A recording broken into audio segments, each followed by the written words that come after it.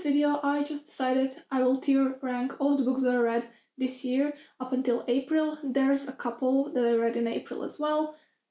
We're just gonna rank some books. The reason I'm doing this, by the way, is just because I've not been reading as much as last year, but I feel like I've been reading better books.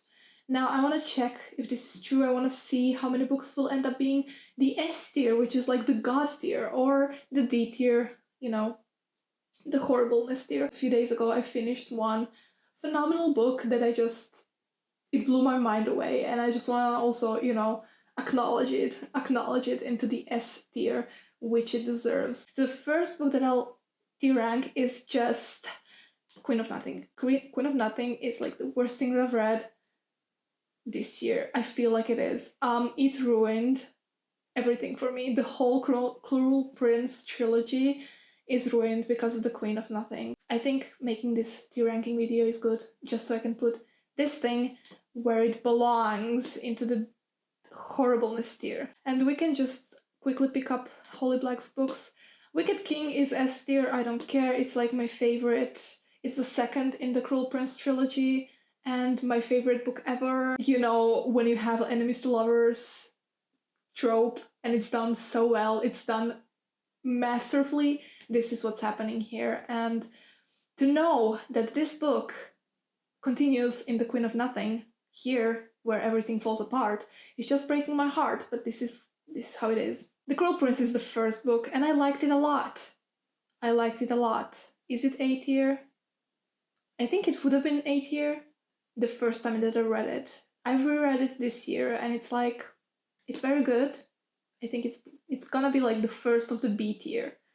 I'm not even sure like what are these letters, like 1, 2, 3, 4, 5. Oh, that's like 5-star rating. I'm gonna put it, yeah, it's gonna be in the B tier, because the second time on a reread it just wasn't as good. It was kind of boring in the beginning. What beautiful symmetry. How the King of Elfheim Learned to Hate Stories is a short story collection, kind of, in the same universe. And the more I think about it, the more it seems to me like such a money grab. Like, I liked it okay when I read it. I think the art is wonderful. The stories themselves are just okay. I mean, it's also going into the B tier, I guess. I don't know. Like, there's so few words in there. It's just hard for me to think about it the same as I think about the rest of the books, these 3 books, that have so many more words in there. Like, the art is beautiful though.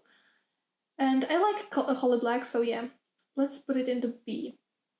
Let's see what else. Oh, The Prince by Machiavelli. I know everyone hated him, and then in the 20th century they were like, oh, Machiavelli actually made the political science be a branch of science, and he's actually very intelligent and smart. And while reading this, I kept thinking, what an awesome book to be reading if you want to actually write a book, especially like a science fiction or fantasy book, because it delves so deeply and intelligently into the world of politics. And if you want to write a political intrigue in your books, I think Machiavelli is a must reference. Like, you have to read Machiavelli. I will put it in the S tier. It's better than Wicked King because, come on, this is like a revolutionary book. Let's catch this. This is Everything I Never Told You, by Celeste Ng. It's Celeste Ng, not Ng. I don't know where I got that. Okay, this book was just fine. C seems like a really low one, but it's not better than The Cruel Prince. Although these two are like so different, it's so weird saying like Everything I Never Told You is a book with a real social commentary, like problems are discussed there. And saying it's worse than The Cruel Prince, which is like a YA fantasy talking about, well, nothing really except, falling in love with your enemy and living in the Fae kingdom. So it's really hard to, but this is subjective. So how much I enjoyed the books, The Cruel Prince I enjoyed. Everything I Never Told You, I just wanted to be over with. So yeah, I'm putting it here. And now we're taking one of the best books that I've read this year, and it is The Assassin's Apprentice by Robin Hobb.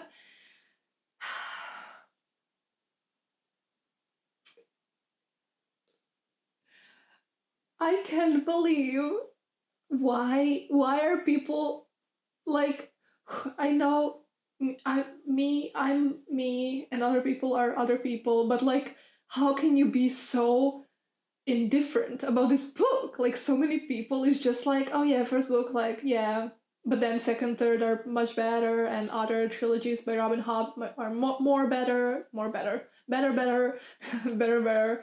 Um, I only read The Assassin's Apprentice, and I'm planning to finish the trilogy this year, and then the other trilogy and the other trilogy this year, because I'm obsessed with The Assassin's Apprentice. It won me over so bad. Like, sorry, Machiavelli, you may have changed a part of the human history, whatever, but like, Assassin's Apprentice is the S of the S's. Like, the writing style, I love this, like, kind of archaic writing style in fantasy, and the character-driven stories, and Fitz is such a complex character. I don't know, everything, you know. I don't even.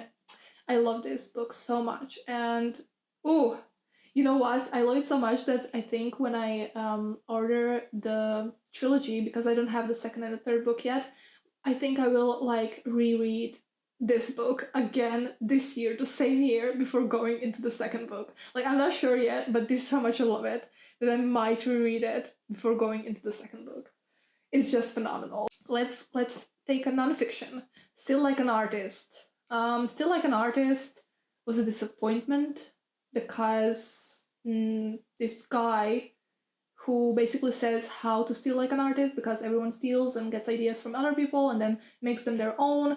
He stole everything he said from other people. And, you know, yeah, he's taking his own advice, but this made this book be so meh for me, you know? There's like a few gems in there, so I would recommend it to some people. I don't know. I'm really confused about this, so I'm gonna put it in the C. C is like the confusion line. Okay, now we have the book that I read first this year, and this is The Invisible Life of Eddie LaRue. Another book that really disappointed me. And no, I didn't give it 1 star, but I can't put it into the C, because C is like mixed feelings or some kind of, and D is like just disappointment and dislike. And I didn't like this book. I liked Henry as a character in there. It's about this girl who makes a deal with the devil and she lives forever. But whenever she meets someone, they forget her, if you don't know. And the summary sounded awesome. V. Schwab was, you know, is a writer of Vicious, which is one of my favorite books. So I was like, yeah, I want to read another one of her books. And this was pretty popular, but ultimately disappointing. It was very boring to me, and I didn't like the writing style. I know a lot of people said that like she has really beautiful writing style. To me, it was just average. Let's Deal with Kant. Sally Sedgwick. I don't know who wrote this, but this is like a companion to Kant's groundworks of morals, right? Groundwork of the metaphysics of morals. This is like the companion. And in the end, I had to read Kant to understand the companion instead of the other way around, because this was so convolutedly written. On one hand. On the other, it really helped me, because once you get through this, reading Kant is like, it's a picnic. So Kant, of course, is S tier. Okay, now we're going on to something more interesting. The House in the Cerulean Sea. The House in the Cerulean Sea is a complicated story. We have a complicated relationship. I almost DNF'd it because I started reading it and I was like, I don't know. And I was like, I checked the summary and I was like, still, I don't know if I want to read it, because this book is not about what's happening. It's not about the summary. It's like, it's funny. I was giggling out loud when I was reading it. And not a lot of books can make me do that. So my enjoyment of it was like more than The Cruel Prince. Okay, I'll just put it into A. It's still a new book. I have to still kind of like think about it. Okay, let's go into Milkfed. Milkfed I read in February, and it's still a book that's very fresh in my memory. I'm gonna put it into A. I don't even have to think about it because it was very good. When I read it, I was like, yeah, 4 stars. There's things I like, there's things I don't like. But now thinking about it, it's like, it's very good. It's very poetic in a unobstructive way. You can also like enjoy the book without being like, oh, it's so purpley. The prose wasn't purple. It was just very nicely poetic and contemporary kind of. And contemporary poetry is like the worst thing to me. I can't stand it. So saying this book was nicely, poetically, contemporarily poetic, it means something. I don't know what yet, but it means something. Okay, A tier. Let's take Childhood's End. Childhood's End, I already know it's going into the A tier. It's going. Is it better than the. In enjoyment level wise, I didn't enjoy it more than The House in the Cerulean Sea. And I enjoyed it more than Milk-Fed. But it's a science fiction, again, it's very hard to just actually like compare Milk-Fed, which is like literary fiction about this woman dealing with an eating disorder. And then we have Childhood's End, it's like first contact. Yeah, Childhood's End is actually almost perfect.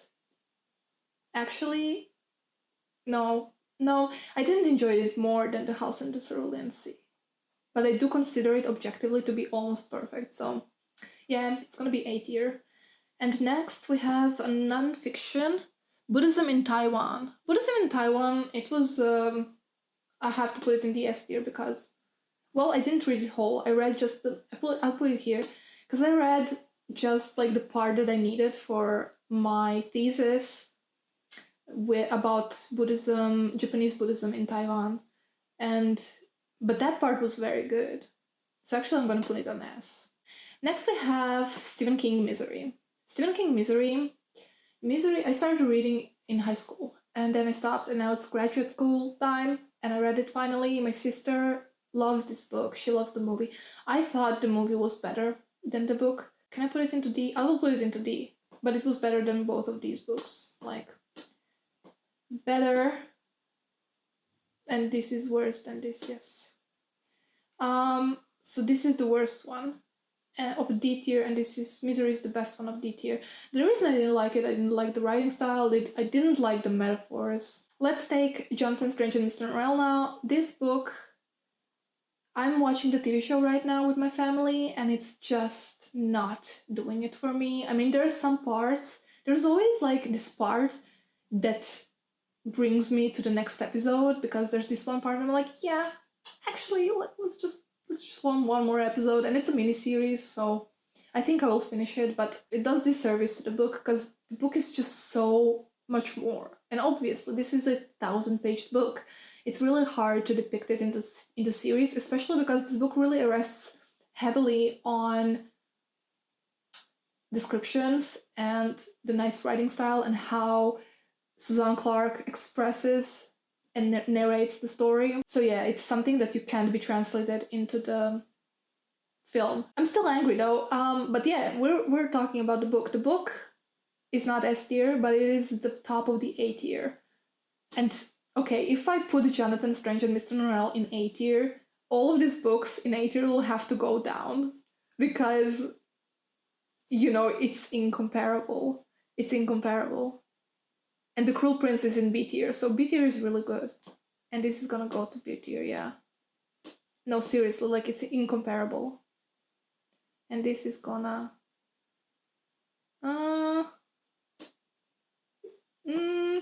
yeah, I think, yeah.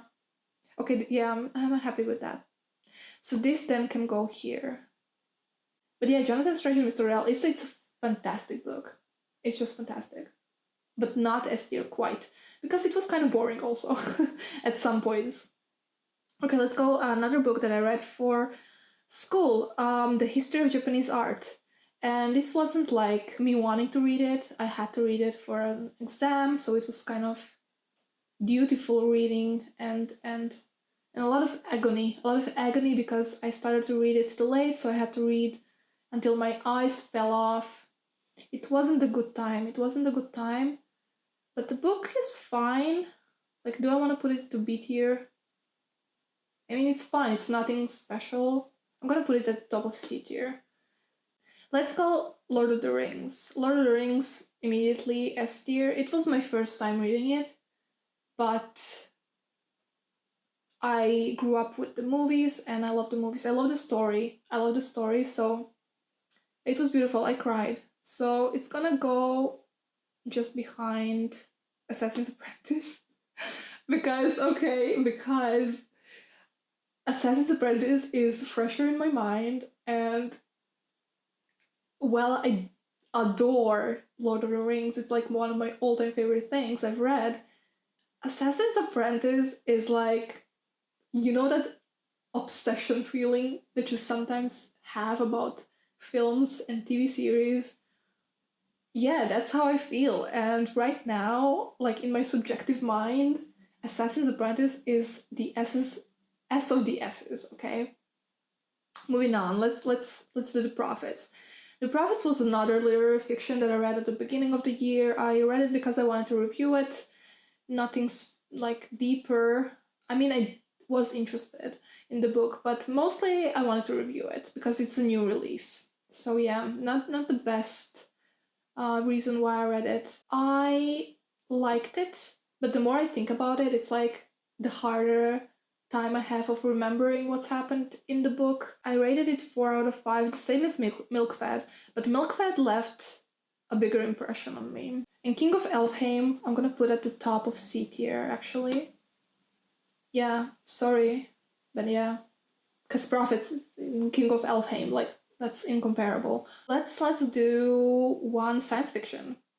Winter's Orbit is the book that I had the most mixed feelings for because it started out so good. It started out these two guys having to marry because of politics, and one of them, he had a husband who was like abusive to him, and now he's trying to overcome it with this new guy, and he's thinking like, oh no, this one's gonna be the same, stuff like that. It's like very character driven, but then the second half is like, it downplays the characters and their role and ups the plot.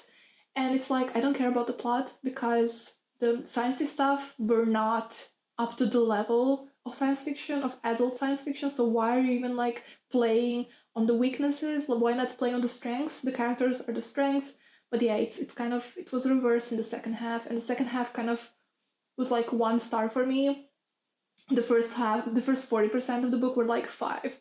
So in the end, I just decided to give it like 2 stars, and this is like C for me because of it.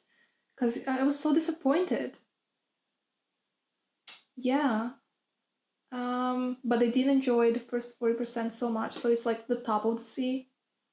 Because I really enjoyed it. Looking at this list, I'm seeing the dissonance between my rating system and this tier ranking, because Winter's Orbit got 2 stars, and King of Elfheim got 3 or 4 stars on Goodreads.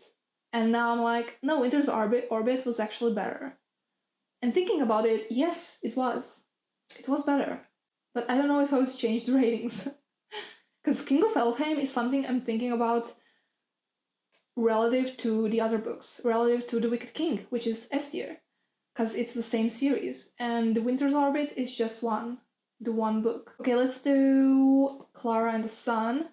Clara and the Sun is a book I really liked when I finished it, but the more I think about it, it's like it just does not leave any trace of it within me. It didn't change anything, really, like how I think about life or anything, which reading a Kazuo Ishiguro book, you really want your life changed. I'm gonna put it at the end of B tier. Okay, next we have Scientific Revolutions by Thomas Kuhn, obviously S tier. Is it better than Kant? Yes.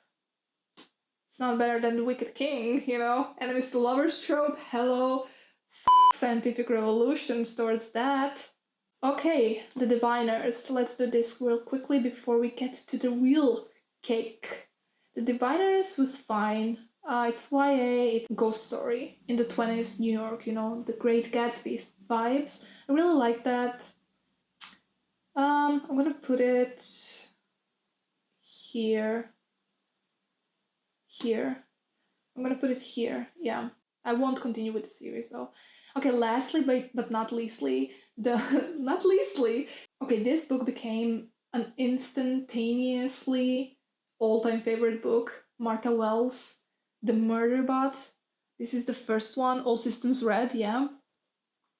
Oh my God, this book just, I want to say, changed my life. And I will say that, I don't know in what way yet, but it changed my life, okay? I'm right now at this point of life where, again, just like in high school, I'm obsessed with Marvel.